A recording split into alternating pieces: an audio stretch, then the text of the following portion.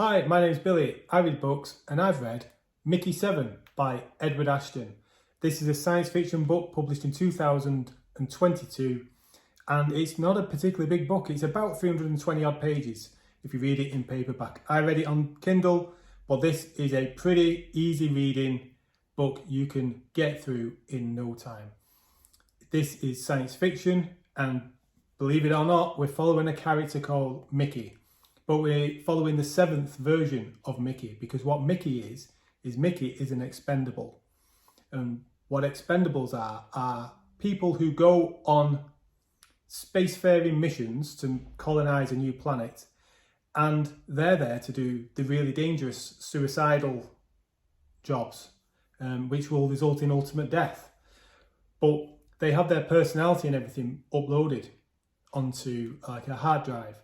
So when the nuclear reactor needs cleaning and there's fatal doses of radiation in there, well, Mickey will go in to clean it all up. He will get infected with radiation and he will die a horrible, painful death.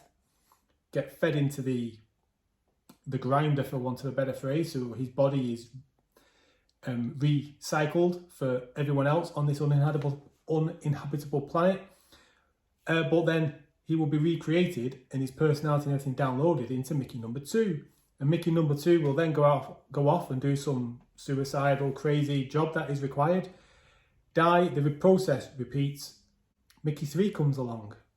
And as you can imagine, this has happened quite a few times, which is how we are now following Mickey 7.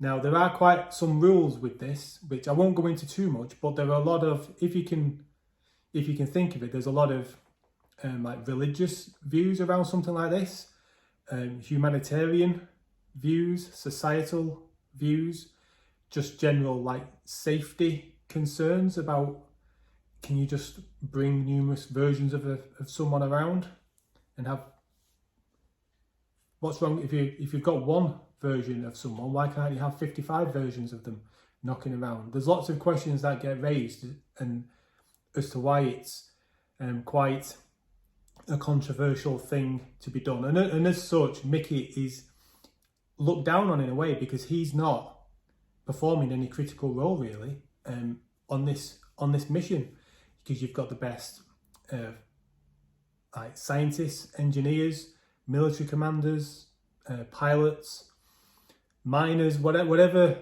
you want to be, biologists, that they're the people on this mission. And if you're there just as some guy or girl who can just get killed and then reincarnated almost, you're going to get looked down on pretty much. And that's the position Mickey finds himself in. It goes into a bit of the backstory about Mickey as to why he's on this mission. And it's a really good read. If you've read anything by Andy Weir, who did The Martian and Project Hail Mary, that kind of tone where it can be pretty bleak, it can be pretty dangerous, but it's told in almost like a light-hearted manner. Almost gallows humour is the way I think of it. That's the tone of this book. If somebody had told me Andy Weir had written this book, I'd be able to see it. It's really good. I've given it 4 stars. It was a really enjoyable read. It's not particularly long. You'll fly through it. You'll be invested in Mickey, in his story, the situation he finds himself in. And I understand there's a sequel as well, and I am going to read that sequel. It's really worth your time. I believe there's a film version of this coming out as well, maybe, and I definitely recommend you give this book a read. You don't have to be a mega keen science fiction fan to enjoy it. If you're a fantasy reader and you want to try something in the science fiction genre, give this a go. Give this a go. I don't think you will regret it.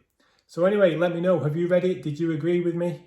Have you read book 2? What did you think of it? Was that any good? Let me know your thoughts. If you liked it, give it a Billy Big Thumb. Consider subscribing and I'll see you in the next video. Take care. Bye-bye. Hi, my name's Billy. I read books and I've read